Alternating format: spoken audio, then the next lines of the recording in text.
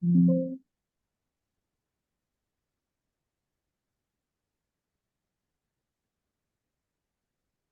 dia a todos os conselheiros, conselheira, representantes das partes, doutor Tiago, doutor Guilherme, conselheiro Antônio Freitas, que está na sala de espera, nossa secretária e a todos aqueles que nos assistem através deste canal pelo YouTube. Por estarmos aí no nosso horário regimental, declaro aberta a presente sessão. Nós temos hoje para julgamento 4 processos em que são representados, que o sujeito passivo aí são representados pelo doutor Tiago Paim.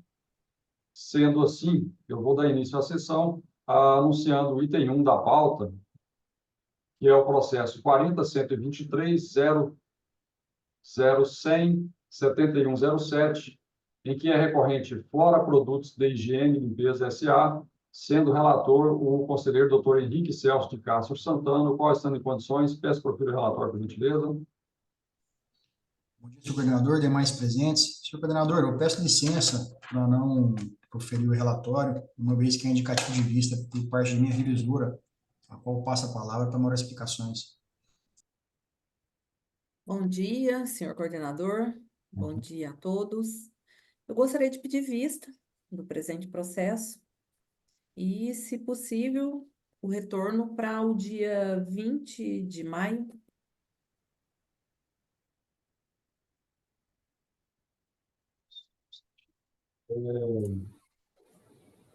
Doutor Tiago, dia 20 de maio, essa data está disponível? Perfeitamente, pela empresa de acordo. Doutor Guilherme.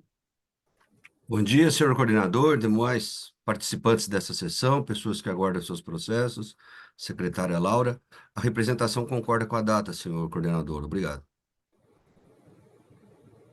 Então, em face da solicitação da conselheira doutora Valéria, concedo em vista do presente processo, no termo do artigo 30 do decreto 6.930/09, ficando o retorno a julgamento marcado para o dia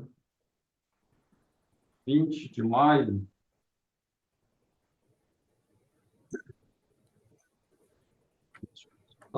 Substante.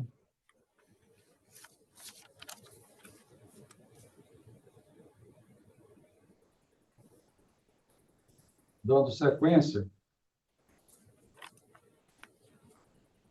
eu anuncio o item 2 da pauta. O item 2 é o processo 40.200.120.3059, em que é recorrente Flora Produtos de Higiene e Limpeza S.A., sendo relator o conselheiro Dr. Valdir Mendonça Alves, o qual, estando em condições, peço profira o relatório, por gentileza.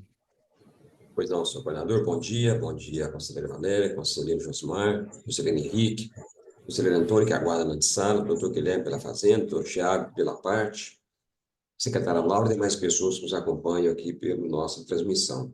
Senhor coordenador, eu vou pedir licença para deixar de apresentar o relatório, porque eu tenho uma minuta aqui de resolução. Eu gostaria de fazer a sua leitura para conhecimento dos representados e também para as partes e os conselheiros, né? Então, nós vamos aqui, é o processo final 59, ele tem o seguinte comando, o seguinte teor e depois comando.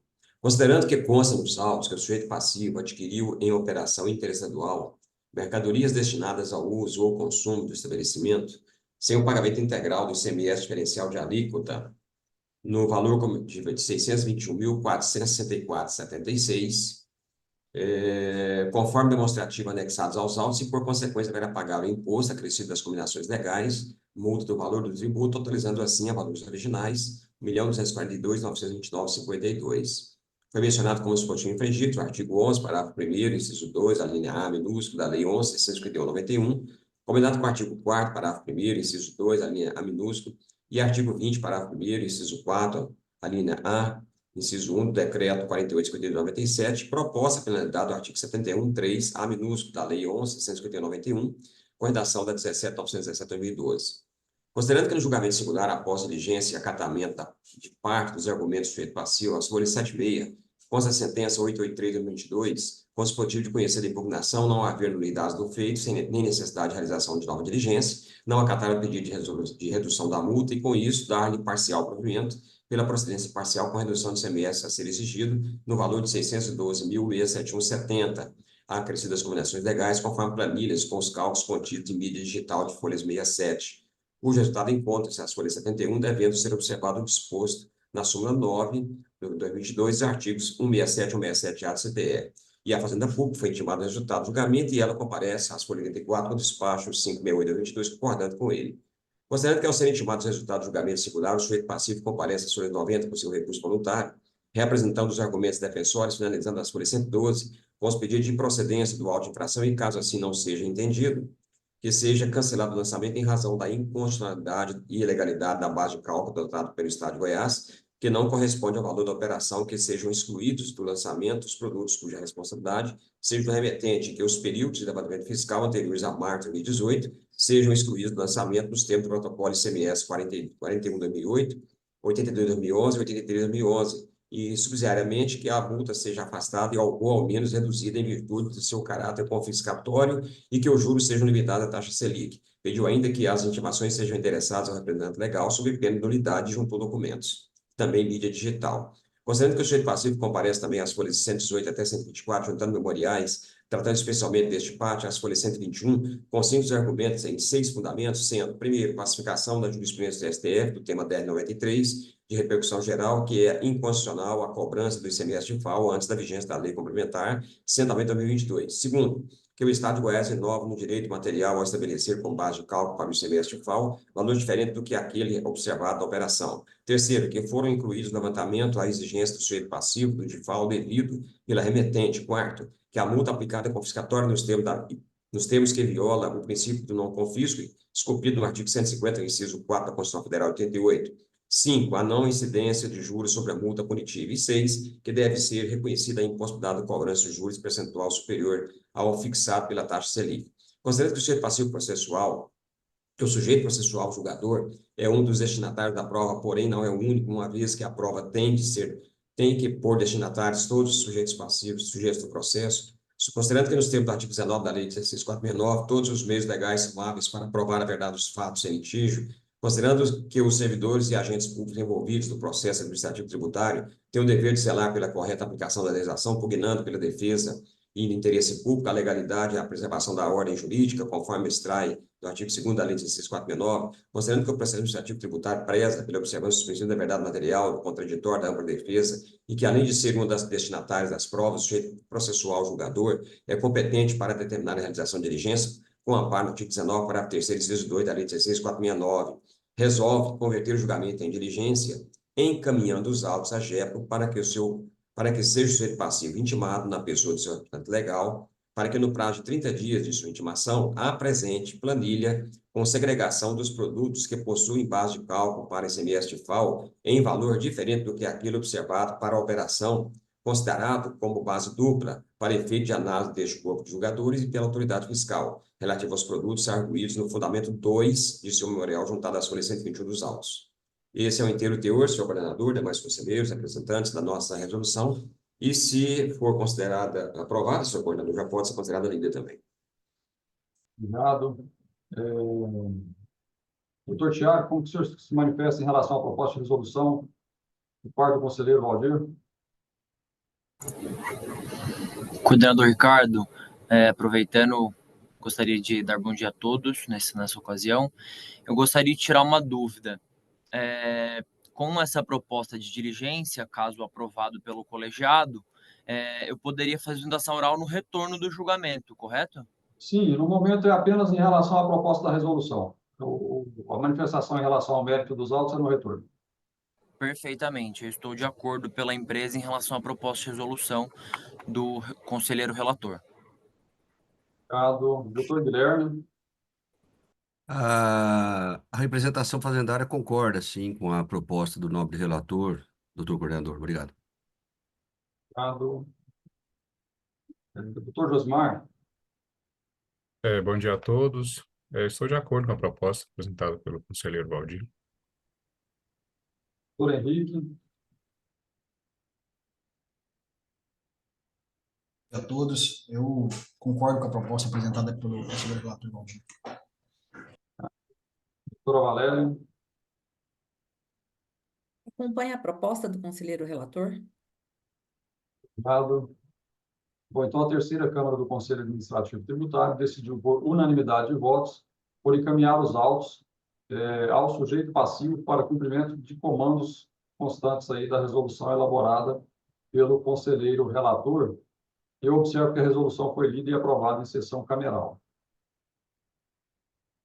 Dando sequência ao julgamento, eu anuncio o item 3 da pauta, e nesse caso nós temos aí uma recomposição cameral, em razão do conselheiro Dr. Antônio atuar em substituição ao conselheiro Valdir. Eu anuncio o processo 4012.00.112.4698, em que a recorrente Flora Produtos da Higiene e Limpeza S.A., sendo relator o conselheiro Dr. Antônio de Freitas Filho, o qual, estando em condições, peço para o relatório, por gentileza. Bom dia, senhor coordenador, senhores conselheiros, conselheira Valéria, doutor Tiago, representante do sujeito passivo, doutor Guilherme, representante fazendário, secretária Laura. Senhor coordenador, peço licença para não proferir o relatório, pois é um indicativo de pedido de vista do processo. Sim, senhor coordenador, gostaria de realmente solicitar a vista desse processo. Gostaria de sugerir a data do dia 21 de maio para a análise das partes. Obrigado. Doutor Tiago, processo com sugestão de data para o dia 21 de maio. Essa data atende o senhor? Coordenador Ricardo, pela empresa, de acordo com a data sugerida. Doutor Guilherme. De acordo, senhor coordenador.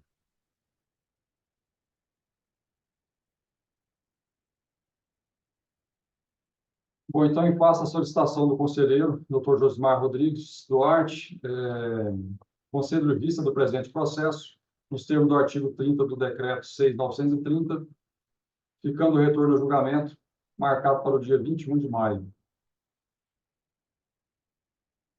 Agradeço ao doutor Antônio, acredito que era esse o único processo dele nessa sessão, nessa Câmara.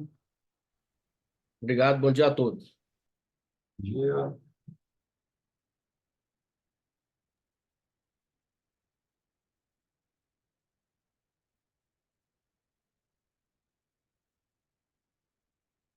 A seguir, anuncio o item 4 dessa pauta, é o processo 4012.00.124.0337, em que é recorrente Flora Produtos da Higiene e Limpeza S.A., sendo relator o conselheiro Dr. Valdir Mendonça Alves, qual, estando em condições, peço profiro o relatório, por gentileza. Pois não, senhor coordenador, da mesma forma que no processo do item 2, esse também eu quero pedir licença para deixar de apresentar o relatório, tendo em vista que nós vamos também propor uma resolução, eu vou fazer o teor da sua leitura, ela é um pouco mais extensa que a anterior, então vamos lá, a leitura da resolução.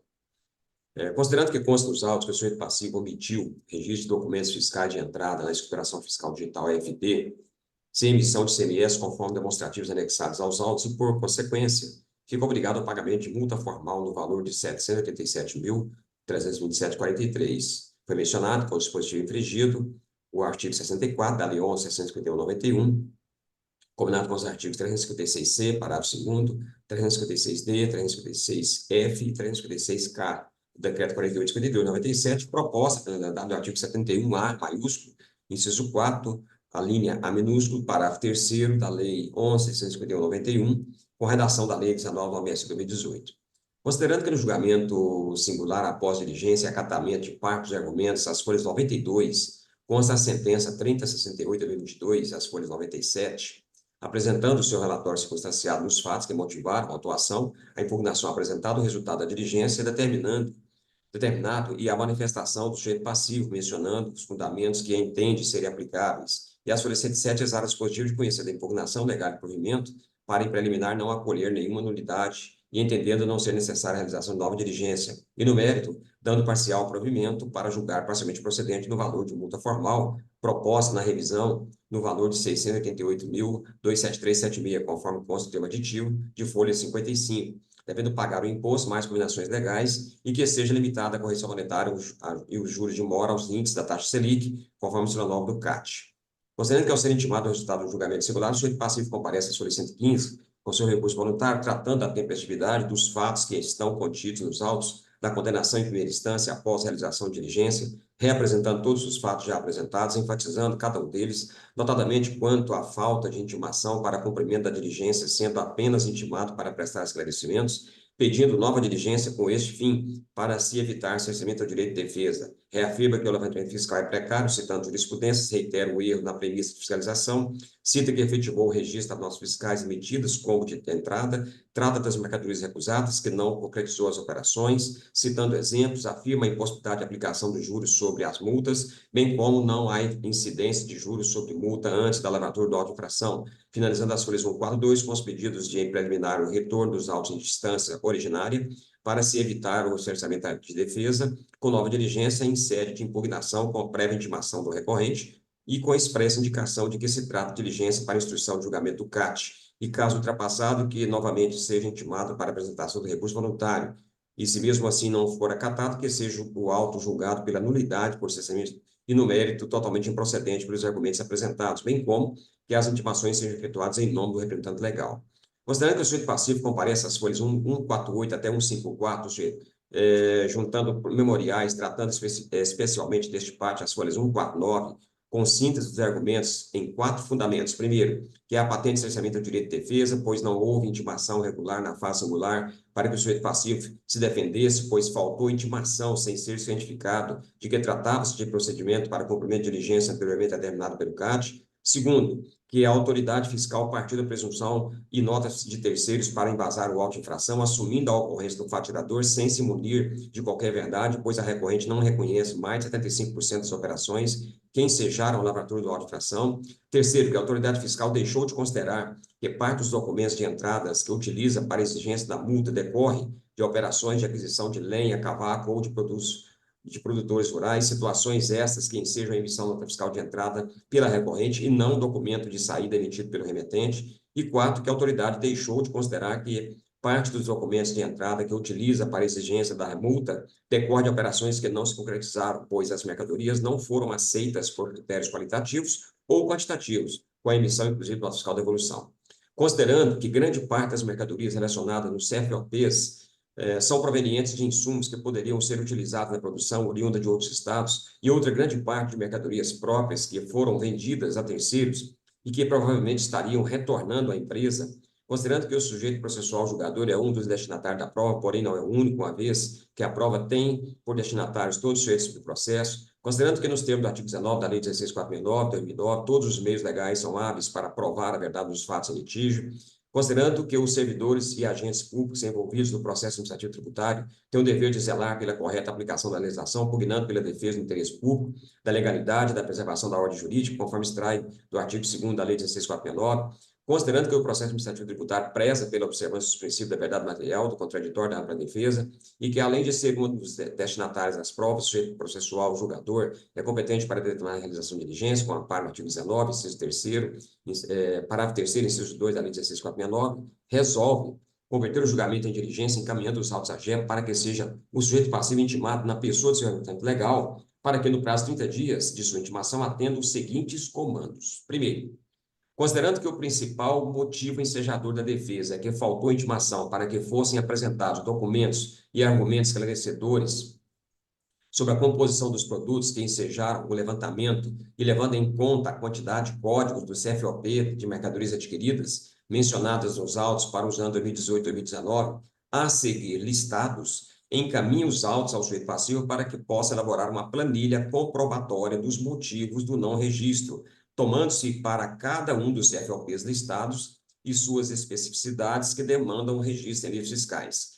CFOP 5101, venda de produção de estabelecimentos, CFOP 5102, venda de mercadorias adquiridas ou recebidas de terceiro, CFOP 5202, devolução de compra para comercialização, 5554, remessa de bem do ativo mobilizado para uso fora do estabelecimento, específico para 2019, 5656, venda de combustível ou lubrificante adquirido ou recebido de terceiros, 5908, remessa de bem por conta de contrato de comodato, específico para 2019, 5912, remessa de mercadorias ou bem para demonstração, postuário ou treinamento, 5916, retorno de mercadoria ou bem recebido para conserto ou reparo. 5920, remessa de vasilhame e sacaria. 5921, devolução de vasilhame ou sacaria. 5923, remessa de mercadoria por conta e ordem de terceiros à venda ou à ordem. 5949, mercadoria e serviços prestados que não foram especificados por nenhum outro código da tabela.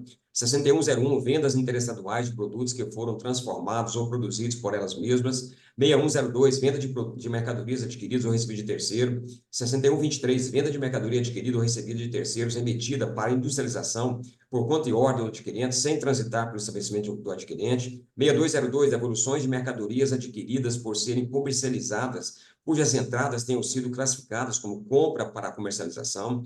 6401, venda de produção de estabelecimento em operação com produto sujeito ao regime de substituição tributária na condição de contribuinte, isso específico de 2019. 6403, venda de mercadoria adquirida ou recebida de terceiros em operação com mercadoria sujeita ao regime de substituição tributária na condição de contribuinte substituto. 6404, operações de saída de mercadorias em operações interestaduais de uma mercadoria que já sofreu retenção de CMS, ST nas operações internas, específico para 2019. 6411, devolução de compra para comercialização e operação com mercadoria sujeita ao regime de substituição tributária. 6554, remessa de bem ou ativo do ativo mobilizado para uso fora do estabelecimento. 6656, venda de combustível ou lubrificante adquirido ou recebido de terceiro, destinado ao consumidor ou usuário final, específico para 2019. 6908, remessa de bem por conta do contrato de comodato ou locação, específico de 2019. 6910, remessa em bonificação, doação ou brinde. 6911, remessa para amostra grátis. 6916, retorno de mercadoria ou bem recebido para conserto ou reparo.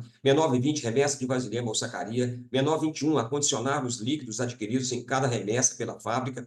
6923, remessa de mercadorias por conta e ordem de terceiros, à venda ou à ordem em operações com armazém geral, depósito fechado. E 6949, outras saídas não especificadas. Segundo comando, tendo em vista que, conforme mencionado, nos considerandos grande parte das mercadorias relacionadas aos CFOPs são provenientes de insumos que poderiam ser utilizados na produção, oriunda de outros estados, e outra grande parte de mercadorias próprias que foram vendidas a terceiros que provavelmente estariam retornando à empresa, deve ser motivo de explicação quanto ao descrito no item 1 deste comando. Esse é o inteiro teor, senhor coordenador, demais conselheiros, representantes das partes, para esse relatório que acabo de apresentar sinteticamente em resolução, e que, se aprovado, eu peço para ser considerada lida. Muito obrigado. Obrigado, doutor Valdir. Doutor Tiago, proposta de resolução do conselheiro Valdir. Coordenador Ricardo, pela empresa de acordo com a proposta de resolução do conselheiro Valdir. Obrigado, doutor Guilherme. De acordo, senhor coordenador. Obrigado.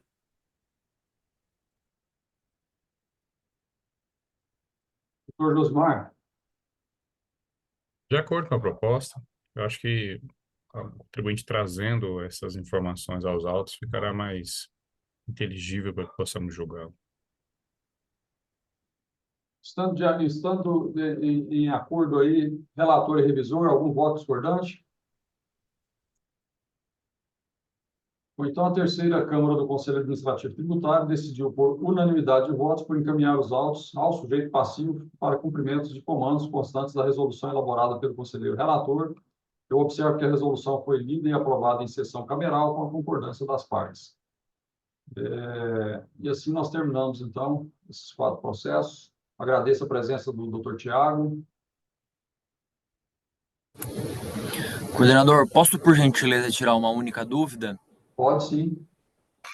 Quanto aos processos item 2 e 4 da pauta, pelos quais foi determinada a realização de diligência, o sujeito passivo será ordinariamente intimado, né? Vai receber carta ou pelo domicílio tributário para deflagrar o início do prazo, corretamente? Sim, vai receber provavelmente via DTE, porque a empresa é credenciada, né? Sim. A cópia da resolução com a concessão do prazo para manifestação. Perfeitamente, eu agradeço pelo esclarecimento. Obrigado, doutor Guilherme, bom dia. Bom dia, senhor coordenador, obrigado. Mais uma vez agradeço aí pela oportunidade da manifestação e desejo aí a todos um bom restante de dia e um bom restante de sessão. Peço licença para me retirar. Obrigado.